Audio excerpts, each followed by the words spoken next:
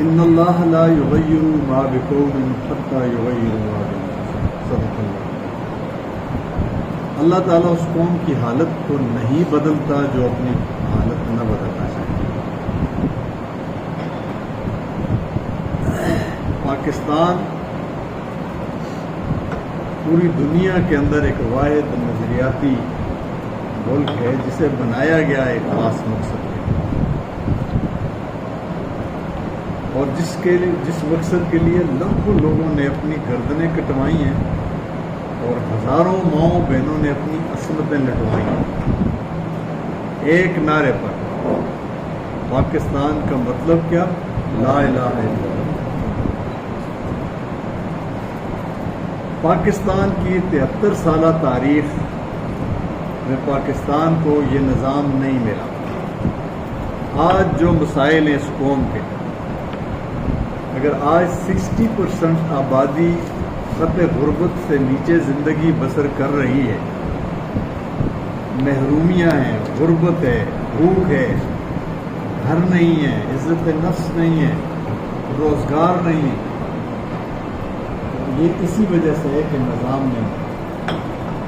اور وہ جس نظام کے خلاف یہ ساری جدوجہد کر کے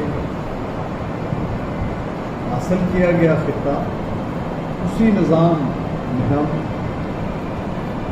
جکڑے ہوئے ہیں، بلکہ اس میں بھی نہیں، اس سے بھی بدترین شکل ہے۔ یہ جو سرمایہ دارانہ نظام ہے، یہ جاگیردارانہ مکسچر ایک چل رہا ہے اس ملک میں، ٹرائیکا ہے، سرمایہ داروں کا، جاگیرداروں کا، سچائی جو اس قوم کے راستے میں رکاوٹ بن کے کھڑا ہے، جس نے اس قوم کا راستہ روکا ہے، جو اس ملک میں غربت کا، ظلم کا، بے روزگاری کا ذمہ دار ہے۔ اس نظام کو بدلنا ہے۔ آج جو طاقت ہے وہ ووٹ کی طاقت ہے، ووٹ کی، اور مزدور اس ملک میں 7.5 کروڑ مزدور ہیں۔ اس کو ہم 2 حصوں میں تقسیم کرتے ہیں۔ ایک فارمل سیکٹر ہے کہ جو انڈسٹری کا مزدور ہے، اداروں میں کام کرتا ہے، جیسے KE ہے، جیسے میونسپل کارپوریشن ہے، جیسے واپڈا ہے، ریلوے ہے، کوئی فیکٹری ہے، کوئی مل ہے، دفاتر ہیں۔ یہ مزدور جو ہے وہ یہ لگ بھگ 1.5 کروڑ ہے، اور زیادہ بڑی تعداد 5.5 پونے 6 کروڑ لیبر جو ہے یہ منڈی میں کام کرنے والا ہے، بازار میں کام کرنے والا ہے، تعمیرات کا کام کرنے والا ہے، گھروں میں کام کرنے والا ہے، پیٹرول پمپوں پہ، ہوٹلوں میں، دکانوں میں، پٹے پہ، فشری میں، کانوں میں، یہ لیبر ہے۔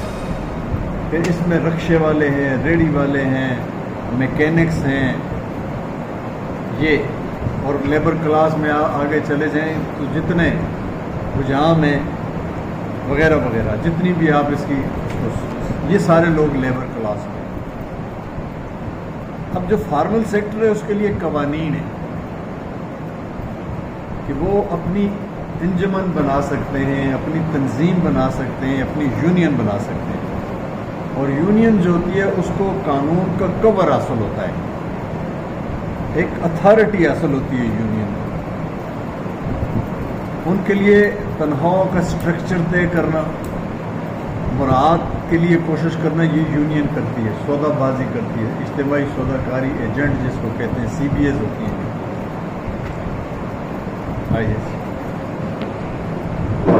سیکٹر ہے اس کو قانون کا کور حاصل ہے، آپ یونین بنا سکتے ہیں، آپ تنخواہوں میں اضافہ کرا سکتے ہیں، دیگر مراعات لے سکتے ہیں لوگوں کے لیے، اور سوشل پروٹیکشن حاصل ہے، سماجی تحفظ حاصل ہے، سوشل سیکیورٹی ہے۔ یہ تمام صوبوں میں سوشل سیکیورٹی کے انسٹیٹیوشن ہیں، تعلیم، علاج وغیرہ، یہ تمام صوبوں میں سوشل سیکورٹی. مرکز میں 2 ادارے ہیں, EOBI employees old age benefit institution, یہ بڑھاپے کی پینشن کا ہے. جب ایک فرد 60 سال کا ہوتا ہے تو وہ جب اس کی تنخواہ ختم ہوتی ہے تو اس کی پینشن لگتا ہے. ورکرز ویلفیئر فنڈ, یہ میٹرک سے لے کر اعلیٰ تعلیم پرائیویٹ یونیورسٹیز میں PhD کریں آپ, یہ فنڈ پڑھاتا ہے فارمل سیکٹر کے لیبر کے بچوں کو مکمل تعلیمی اخراجات. مرنے کی صورت میں ڈیتھ گرانٹ ہے, 2 بیٹیوں کی شادی پر میرج گرانٹ, یہ 3 سہولتیں یہ دیتا ہے. یہ سوشل پروٹیکشن اس فارمل سیکٹر میں آ سکتا ہے. ان فارمل سیکٹر جو تعداد کے لحاظ سے بہت زیادہ ہے, اس کا تنخواہ کا بھی کوئی اسٹرکچر نہیں ہے, اس کو انجمن سازی کا بھی کوئی حق حاصل نہیں ہے, یہ اپنی زندگی بھی نہیں بنا سکتا. اگر کوئی لوگ مل کر اپنی کوئی انجمن بناتے بھی ہیں ان کو کوئی قانونی کور حاصل نہیں, ان کے لیے قوانین نہیں. سوشل پروٹیکشن تو سرے سے نہیں. یہ وہ مسائل ہیں کہ جس کو ہم چاہتے ہیں کہ جو فارمل سیکٹر میں جو قوانین ہیں وہ ان فارمل سیکٹر پہ بھی نافذ ہیں, اور جینے کا حق دیا جائے. عزت نفس کا تحفظ ہو, اوقات کار کا تعین ہو, اور جو سوشل پروٹیکشن ہے وہ بغیر کسی تخصیص کے سب کے لیے ہو. جو میں نے 3 چیزیں گنوائی ہیں, اس سے بھی زیادہ ہو سکتی ہے. یہ وہ چیزیں ہیں کہ جس کی بنیاد پر ہم ایک جدوجہد آرگنائز کریں کہ بھئی ہم اس انفارمل سیکٹر کے لیبر کو یہ چیزیں دیں گے. اور یہ کوئی مشکل کام نہیں ہے, یہ آسانی سے ہو سکتا ہے انشاءاللہ. ہر پارٹی جو ہے اس کے منشور میں ہوتا ہے. یہ جو موجودہ PTI کی حکومت ہے, ان کے منشور میں ہے کہ ہم تمام لوگوں کو بلا تخصیص سوشل پروٹیکشن فراہم کریں گے. اور یہ فارمل سیکٹر کی سوشل پروٹیکشن میں نے آپ سے کہی ہے, اس میں جو اسٹیبلشمنٹ ہے, مالکان ہے, ادارہ ہے, وہ کنٹریبیوٹ کرتا ہے. انڈیویجول سے بھی کنٹریبیوشن لیا جاتا ہے بعض چیزوں میں, کسی نہ کسی درجے میں. لیکن اس حکومت کا, اس پارٹی کا منشور یہ تھا کہ ہم کسی سے کوئی کنٹریبیوشن لیے بغیر تمام کو سوشل پروٹیکشن دیں, سماجی تحفظ دیں. یہ جو طاقت ہے یہ سب سے زیادہ نظر انداز ہے. یعنی سب سے زیادہ اگر انسانی حقوق کسی کے متاثر ہے تو وہ لیبر کلاس ہے, اس کی کوئی آواز نہیں. آپ روزانہ صبح سے لے کر 24 گھنٹے کسی چینل کے سامنے بیٹھ جائیں, آپ کو کہیں بھی لیبر کی آواز نہیں ملے. آپ اخبارات اٹھا کر دیکھ لیں, آپ کو کہیں بھی کوئی اس کی آواز نہیں ملتی. کیوں نہیں ملتی؟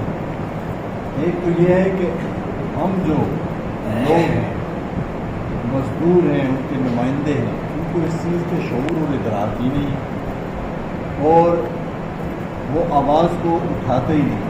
اور دوسرا یہ ہے کہ جو نظام ہے, سرمایہ داری, جاگیرداری اور افسرشاہی کا ٹرائیکل, یہ اس آواز کو دباتا ہے. اس میں ہم نے اس آواز کو بھی بلند کرنا ہے. لیکن جس طرح میں نے عرض کیا کہ طاقت ہے, یہ آج طاقت ووٹ کی طاقت ہے. ہم یہ سمجھتے ہیں کہ اس وقت ہم یہ پیغام لے کر مزدور کلاس کے پاس آئیں کہ مزدوروں کی پارٹی جماعت اسلامی ہے. یہ جماعت اسلامی نہیں ہے, یہ لیبر پارٹی ہے.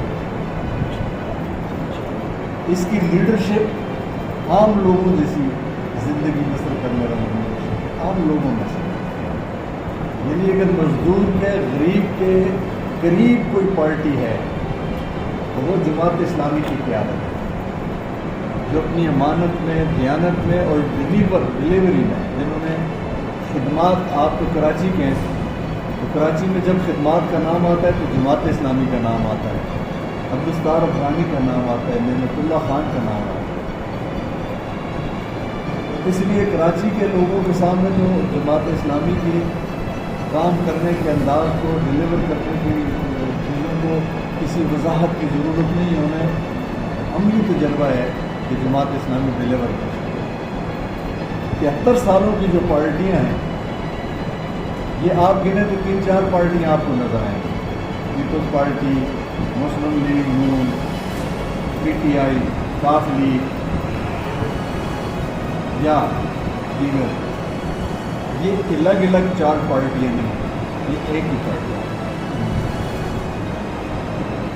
یہ ایک پارٹی اسٹرائکر کی نمائندگی کرتی ہے، سرمایہ دار، جاگیردار، افسرشاہی۔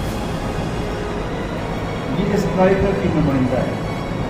آپ اگر آج کی کیبنٹ کو دیکھیں تو اسی کیبنٹ کے کچھ لوگ آپ کو پیپلز پارٹی کی کیبنٹ میں نظر آئے ہوں گے، مسلم لیگ نون کی کیبنٹ میں نظر آئے ہوں گے، کاف لیگ اور مشرف لیگ کی کیبنٹ میں نظر آئے ہوں گے۔ یہ ایک پارٹی ہے۔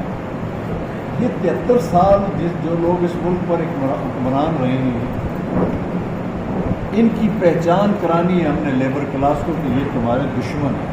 تمہارے جتنے بھی مسائل ہیں، تم جو جھونپڑیوں میں رہتے ہو، تمہارے سروں پر جو چھت نہیں ہے، تمہارے بچے جو تعلیم سے محروم ہیں، تمہارے مریض جو علاج سے محروم ہیں، تم جو بھوکوں سوتے ہو، فاقے کرتے ہو، ہر چیز سے محروم ہو، حتیٰ کہ عزت سے، حقوق سے، اس ساری کے ذمہ دار جو ہے یہ لوگ، ان کو پہچان لو، ان کو ووٹ نہیں کرنا، اور ووٹ کرنا ہے اسلام کے لیے، اسلامی نظام۔ اس لیے آقا صلی اللہ علیہ وسلم کا فرمان ہے، جو تمہارے محتاط کام کرتے ہیں یہ تمہارے بھائی ہیں۔ دیکھیے بھائی کون ہوتا ہے؟ بھائی جائیداد میں شریک ہوتا ہے، بھائی وراثت میں حصہ دار ہوتا ہے۔ مالک کو اور مزدور کو، یہ ایک اسلام میں یہ ایک دوسرے کے خیر خواہ ہیں۔ مزدور کبھی نہیں چاہے گا میرے مالک کا نقصان ہو، اور مالک کبھی نہیں چاہے گا کہ میرا مزدور جو ہے، میرا ملازم، میرا نوکر بھوکا رہے، ننگا رہے، اس کے بچے تعلیم سے محروم رہے، اس کو کوئی اس کے سر پر چھت نہ ہو، اس لیے انہیں بھائی کہا۔ اور آپ صلی اللہ علیہ وسلم نے فرمایا ان پر ان کی طاقت سے زیادہ بوجھ نہ ڈالیں، جس طرح اوقات کار ہوتے ہیں۔ لیکن جو فارمل سیکٹر ہے، فارمل سیکٹر میں بھی یہ ظلم ہے کہ 12 گھنٹے 14 گھنٹے ڈیوٹی دی جاتی ہے، قانونی طور پر 8 گھنٹے ڈیوٹی دی جاتی ہے، لیکن ان فارمل سیکٹر میں نہ تنخواہ کا تعین ہے، نہ معاوضہ دیا جاتا ہے، اس پر تو بہت ظلم ہے، اس کی طاقت سے زیادہ اس پر بوجھ ڈالا جاتا ہے۔ پھر آپ صلی اللہ علیہ وسلم نے فرمایا انہیں کھانے کے لیے وہی دو جو خود تم کھاتے ہو، تمہارے اور ان کے کھانے میں فرق نہیں ہے، اور انہیں پہننے کے لیے بھی وہی دو جو خود تم پہنتے ہو۔ یہ یہاں تک جو میں نے حدیث بیان کی ہے، یہ بالکل صحیح اور درست ثابت کیا گیا، اور ایک روایت کے مطابق جو کمزور ہے انہیں رہنے کی بھی وہی سہولت دو جو تمہیں آتی ہے۔ یہ دراصل ہمارا منشور ہے۔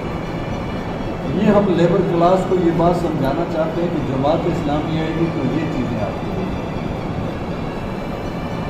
ایک چیز آپ یاد رکھیں کہ انسان، میں اور آپ سب انسان، جب بھی کوئی معاملہ ہوتا ہے، ہم کتنے ہی دیندار کیوں نہ ہوں، ہم سب سے پہلے اپنی ذات کے حوالے سے سوچتے ہیں۔ ایسا ہے یا نہیں؟ یہ انسانی فطرت نہیں ہے۔ تو بنیادی طور پر ہم دینی لوگوں کو سمجھانا چاہتے ہیں، لیکن حکمت یہ ہوتی ہے کسی بات کی کہ بھئی جو بات جس طریقے سے سمجھ آئے اس طریقے سے سمجھانی چاہیے۔ اب جس کے پیٹ کا مسئلہ ہے نا، جو بھوکا ہے، اسے اگر آپ جا کر نماز کا کہیں تو وہ آپ کی بات کو کوئی اچھا نہیں سمجھے، حالانکہ آپ بہت اچھی بات کریں، بڑی نیکی کی بات کریں، اس کے پیٹ کی بات کریں تو وہ آپ کی بات کو سمجھے گا۔ پھر اس کے بعد جب آپ اسے کہیں گے نماز کریں تو وہ نماز نہیں کرے۔ اس کا بچہ تعلیم سے محروم ہے، جب آپ اس کے بچے کی تعلیم کی بات کریں گے تو وہ آپ کی بات سنیں گے۔ وہ مریض ہے، علاج سے محروم ہے، تو جب آپ اس کے علاج کی بات کریں گے تو وہ آپ کی بات سنیں گے۔ یہ انسانی فطرت سے نیچر ہے۔ اس کام کو ہم نے لوگوں کے جو اصل مسائل ہیں اس کے حوالے سے ان کو کرنا ہے، اور ہم نے انہیں یہ کہنا ہے کہ ہم موجودہ نظام میں آپ کو یہ سہولتیں دینے کے لیے تحریک چلائیں، اور آپ ووٹ کے ذریعے جب جماعت اسلامی کو قیادت میں لائیں گے تو اس نظام کو ہم نافذ کریں گے۔ اس کو اسلامی نظام کہتے ہیں، اس کو اسلامی انقلاب کہتے ہیں، اس کو نظام مصطفیٰ کہتے ہیں۔ یہ بنیادی طور پر ہمارا آئیڈیا ہے۔ یہ سارا کام اس میں فارمر سیکٹر میں نیشنل لیبر فیڈریشن کام کرتا ہے، جو تھوڑا علاقہ ہے، تھوڑا ایریا، اور انفارمل سیکٹر جو بڑا ایریا ہے، 5.5 کروڑ 6 کروڑ لوگ، یہ ہے Jamaat Islami labour wing.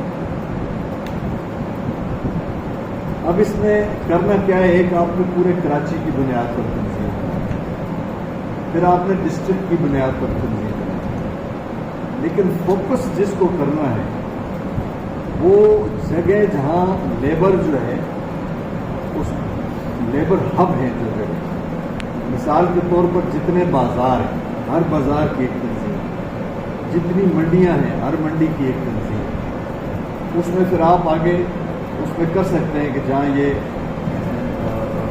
Motor cycle کا مکینک ہے، یہ گاڑیوں کا مکینک ہے، یہ ڈینٹر ہے، یہ پینٹر ہے، ان کی الگ الگ تنظیمیں، لیکن اس ایریے کی بنیاد ہوٹلوں میں کام کرنے والوں کی، گھروں میں کام کرنے والوں کی، یہ ذرا مشکل کام ہے ان کو، یہ چونکہ کئی 2 بندے کام کرتے ہیں، کہیں 4 ہیں، کہیں 1 ہے، یہ مشکل کام ہے، لیکن اس کے لیے بھی ہر جگہ پر آپ کے پاس ہے سپورٹ، کہ اس میں بعض اوقات ایسے واقعات پیش آتے ہیں، ظلم اس طرح کیا جاتا ہے کہ وہ ایشو بنا کر پھر اس کو لینا اور پھر ان کے حقوق کی بات کرنا۔ پھر آپ نے کانسٹیچوئنسیز کو فوکس کرنا۔ اب جس کانسٹیچوئنسی میں ہم کام کریں گے اس میں سب سے پہلے ہم ڈیٹا اکٹھا کریں گے، ویسے تو اوور آل بھی سارا ڈیٹا اکٹھا کرنا ہے، لیکن کانسٹیچوئنسی لیول پر ہم نے ڈیٹا اکٹھا کرنا، اور اس میں ہم نے وہاں کے جو امیر جماعت ہیں اور وہاں کا جو جماعت اسلامی کا کینڈیڈیٹ ہے اور جو پھر لیبر ونگ کا وہاں کا صدر ہے، یہ ہمارا ٹرائیکا ہے، اس نے مل کر کام کرنا ہے اور ان سارے ایشوز کو اس کینڈیڈیٹ کے ذریعے سے کہلوانا ہے کہ یہ لوگوں تمہارے ایشوز ہیں، ان کے لیے ہم کمپین کر رہے ہیں، تاکہ ہمیں سمجھ آ جائے کہ بھئی میرا اگر اسمبلی میں یہ بندہ نمائندگی کرے گا تو یہ میری بات کرے گا، یہ میرے لیے قانون سازی کرے گا، یہ میرے کی بات کرے گا۔ تو یہ کانسٹیچوئنسی کی بنیاد پر، صوبائی اسمبلی کے حلقے کی بنیاد پر اور قومی اسمبلی کے حلقے کی بنیاد پر، لیکن اس وقت چونکہ ایک بلدیاتی مرحلہ بھی آ رہا ہے، وہ بھی پیش نظر رہنا چاہیے، اور 2023 جو ہے وہ الیکشن کا سال ہے۔ ہم اگر اور میں یہ سمجھتا ہوں کہ ہمیشہ اس طرح کا کام کرنے سے ایک لہر اٹھتی ہے، کہ لہر کے لوگ، اور جب لوگ مزدور یہ یقین کر لے گا کہ میری بات جماعت اسلامی کر رہی ہے، میری بات سراج الحق کر رہی ہے، میری بات حافظ نہیں ہونا، وہ تیزی کے ساتھ اس کی مقبولیت اس طبقے میں اضافہ ہوگا۔ اس طبقے کو ہم نے اس کے اندر اس لہر کو پیدا کرنا ہے کہ تم جماعت اسلامی کو جماعت اسلامی کو، جماعت اسلامی تمہیں یہ سارے حقوق لے کر دے گی۔ اس طرح میں یہ سمجھتا ہوں کہ ہم جو 2023 کا الیکشن ہے، اس الیکشن کو جیت سکتے ہیں۔ یہ 7.5 کروڑ ہے نا، اگر ان میں سے 1 کروڑ کو ہم ووٹ دینے پر آمادہ کر دیتے ہیں جماعت اسلامی،